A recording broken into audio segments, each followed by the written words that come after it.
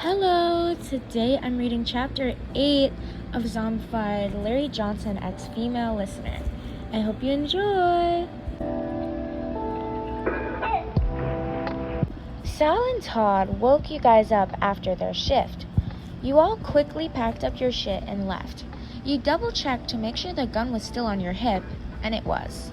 Outside was gloomy. A light drizzle quickly began to soak your hair. You put your hood on. Scared of a little rain? Larry teased, tilting his head back and sticking out his tongue to drink the rain or some shit. No, I just prefer not to get sick on top of everything else. Nerd. Sal coughed, attempting to cover up the fact that he called you a nerd. You're the one talking. You chuckled obnoxiously. You heard Sal huff and start retorting before Todd interrupted. Guys, stop fighting, please. He sighed exasperatedly. That was a big herd last night. There's most likely stragglers are still around. Sal tilted his head in a way that probably meant he was sticking his tongue out at you. You rolled your eyes in response. You blinked the raindrops from your eyelashes as you glanced around, remembering your nightmare. You had to stay vigilant. You carefully scouted out the area, heading further into town. Later down the road, you saw a light flicker. Light. Guys, there's power! You tried to speed up. There's a low possibility that there's any power in any of these houses, but we shall try. Todd readjusted his glasses. You all walked into the closest house. The door was busted down, and there were bloody handprints all over. Okay, not going in there. Sal turned on his heels. Maybe we should split up into two groups. We can see if any of these houses have power or supplies. Todd suggested. I'll go with Yasmin. Larry said immediately. Sal rolled his eyes, but left with Todd anyways. You smirked at him. Clingy much? Oh, shut up. If you hate my company so much, I guess I can go and find Sal instead. Larry teased, but was cut off by you elbowing him in the side. No, I guess I can tolerate your presence for now. Larry rolled his eyes and walked into the next building. It was a beautiful sage green house in front of a dried out garden. You could only imagine how beautiful this neighborhood used to be. God, this is disgusting. Larry muttered, touching the black goop, aka zombie vomit, on the steps. Ew, what the fuck are you doing? You said with disgust. He wiggled his fingers at you before walking into the house. You followed close behind him, limping.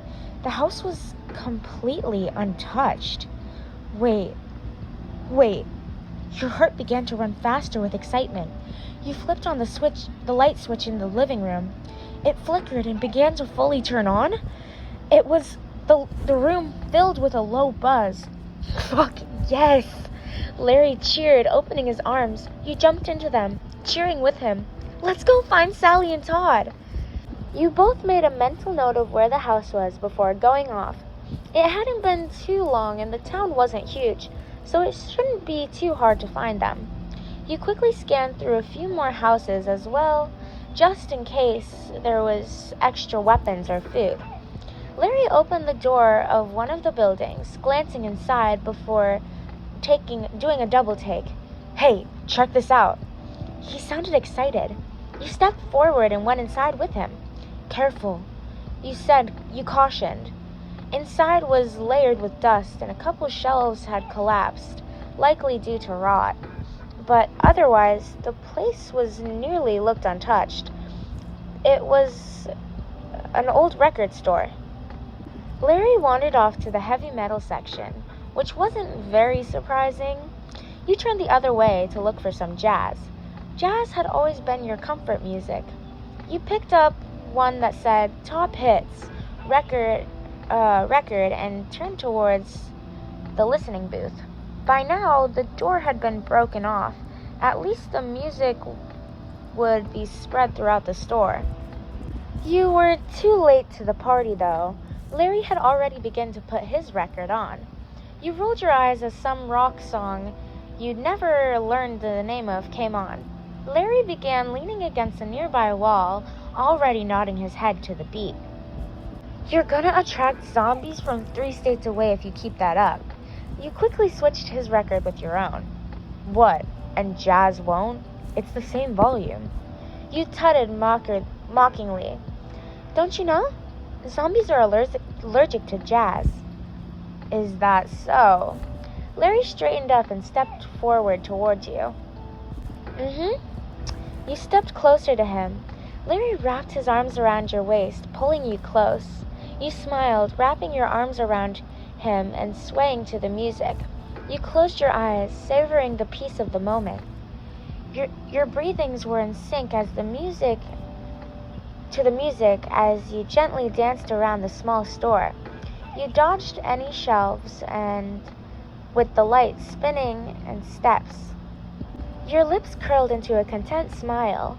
The warmth of both the music and Larry's hands was enough to keep any negative thoughts at bay. In that moment, it was just the two of you in that building. It was easy to forget about the chaos and destruction from outside. You would have to come back to reality soon, though. But for now, this was okay. You rested your head on his chest, closing your eyes and letting yourself enjoy the moment. Only nothing lasts forever, but you wish it would. Larry gently rubbed your back as you both swayed. He looked down at you with nothing but admiration in his eyes. Whenever this is all over, I promise to take you on a real date. An actual fucking date. We can go to a fancy restaurant, anywhere you want. We can get food instead of the scraps and crackers. Larry whispered, his voice cracking. What's wrong? He immediately shook his head. I'm good. Just thinking about the future. You frowned slightly, concerned. But before you could finish your sentence, you heard the door squeak open. Sal was in the doorway, Todd behind him. That's kinda gay. Larry pulled away immediately to argue with his brother without accidentally shoving you with a quick and wild gesture. What is that supposed to mean in this context? This might be the straightest situation to be in. Whatever, take a joke. Sal rolled his eyes, brushing you off before walking over and turning off the music. Sorry, but we don't have time for romantic shit right now. We're in the middle of a zombie apocalypse and the sun's about to go down. You guys can smooch in the back of the camp. You rolled your eyes. Whatever, Sally face. We found a house with power and food. You grin excitedly. And blankets. Larry squealed like a little girl. Let's go then, Todd said, walking back out of the door. You quickly packed up a record and took it with you. You gripped onto Larry's arm tightly for support as you walked through the messy streets back to the house that you had found. It was getting dark. While you were still generally lighthearted, there was a sense of unease that came with the night. There was no zombies yet, but that could change at any second. You made sure to walk quickly. You all got to the house in one piece, and Larry and you smirked as Sal and Todd appreciated their find. Let's find the safest room to sleep in. Remember, no windows, and we can decide who does the night shift later. Larry rolled his eyes almost fondly, exasperated by Sal's bossiness. He nudged your arm and spoke to you softly. Let's go. We should find first dibs on where we sleep. You grinned and followed him. The future, for the first time in months, looked brighter, and you couldn't wait to see how everything might turn out. Okay, sorry if I was stuttering a bit in this one. I usually try my best to do as many retakes to make it not too stuttery, but I'm just trying to get this quickly so I can get it out for you guys, because I have plans today and I probably won't be able to record it later, so I just have to get it done now. But anyways, I hope you enjoyed this chapter. Come back tomorrow for chapter 9. There's only 2 more chapters, sadly, in this story.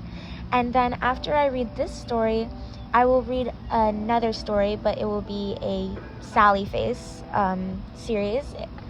I think it's called Light Showers.